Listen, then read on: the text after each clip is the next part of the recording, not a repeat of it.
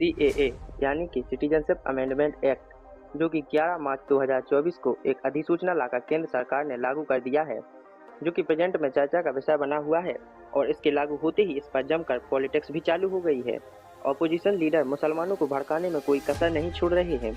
उन्हें भड़काया जा रहा है कि इस अमेंडमेंट के बाद भारतीय मुसलमानों की नागरिकता चली जाएगी, और जो लोग इस कानून के बारे में नहीं जानते हैं वो इनके भड़कावे में आकर हंगामा कर रहे हैं। पर रियलिटी तो ये है, जो इस लॉ के अगेंस्ट प्रोटेस्ट कर रहे हैं उनमें से कुछ लोग तो ऐसे हैं जिन्हें इस कानून के बारे में भी कुछ नहीं पता, बस प्रोटेस्ट करने में लगे हुए हैं।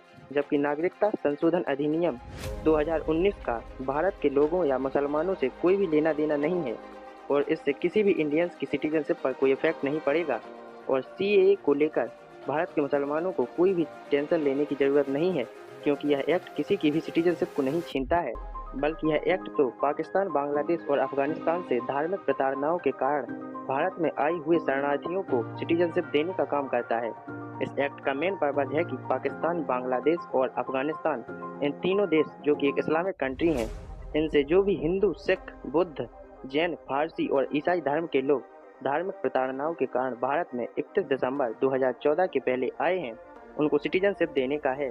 इस कानून के अंडर कोई भी नॉन मुस्लिम जो 31 दिसंबर 2014 से पहले भारत में आया है, वो सरकारी पोर्टल पर जाकर भारत की नागरिकता के लिए अप्लाई कर सकता है। बस उसे यह बताना होगा कि वह भारत में कब आया। अब सबके सामने यह सवाल खड़ा होता है कि यह कानून क्यों लाया गया। तो आपको बता दें कि सन 1947 में पाकिस्तान बनने के 2 साल बाद भारत के और पाकिस्तान के प्रधानमंत्री के बीच एक समझौता हुआ था। इस समझौते में दोनों देशों ने यह आश्वासन दिया था कि वह अपने देश में रह रही माइनॉरिटीज़ को पूरी सुरक्षा देंगे। पर इसके बाद इन देशों में हिंदू, सिख की जो दशा हुई वो किसी से छुपी हुई नहीं है। तो इन देशों की जो भी माइनॉरिटीज़ हैं वो देश विभाजन से पहले भारत के ही मूल निवासी थे। तो ऐसे में भारत की यह जिम्मेदारी बनती है कि भारत में उन लोगों को शरण देना जो कि भारत में पहले ही मूल निवासी थे। यह हमारा पहला कर्तव्य बन जाता है। इसके बाद दूसरा बड़ा सवाल यह है कि यह कानून भारतीय मुसलमानों के खिलाफ है या नहीं। तो आपको बता दें कि यह कानून से भारतीय मुसलमानों का कोई भी लेना देना नहीं है, और ना ही इससे किसी की भी नागरिकता जाने वाली है। अब कुछ लोगों का यह भी कहना है कि इस कानून में पाकिस्तान, बांग्लादेश, अफगानिस्तान से आने वाले सभी धर्म के लोगों को रखा गया है, केवल मुसलमानों को नहीं। तो इसमें केवल हिंदू, सिख, बौद्ध, ईसाई और फारसी धर्म के लोगों को सम्मिलित किया गया है। तो आपको बता दें, मुसलमानों को इस कानून में ऐड ना करने का सबसे बड़ा रीज़न यह है कि जो हमारे पड़ोसी देश पाकिस्तान, बांग्लादेश और अफगानिस्तान, ये तीनों ही मुस्लिम मेजॉरिटी वाली कंट्री हैं। अब ऐसा तो है नहीं कि इन मुस्लिम मेजॉरिटी वाले देशों में मुसलमानों को धर्म के नाम पर टॉर्चर किया जा रहा हो, या इन पर मुसलमान होने की वजह से कोई जुर्म किया जा रहा हो।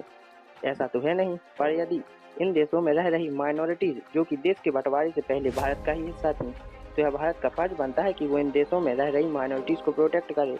और इसके बाद अगर 1947 में पहले ही धर्म के नाम पर पाकिस्तान बन चुका है, और उसके बाद 1971 में भी उससे अलग होकर बांग्लादेश भी बन गया है, और यह दोनों भी मुस्लिम देश हैं, जब मजहब के नाम पर भारत से 2 देश अलग हो चुके हैं, तो अब इन देशों के मुसलमानों को अगर भारत में सिटीजनशिप दी जाएगी तो फिर देश ने अपना बंटवारा सहा ही क्यों।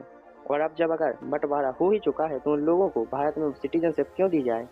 तो दैट्स ऑल।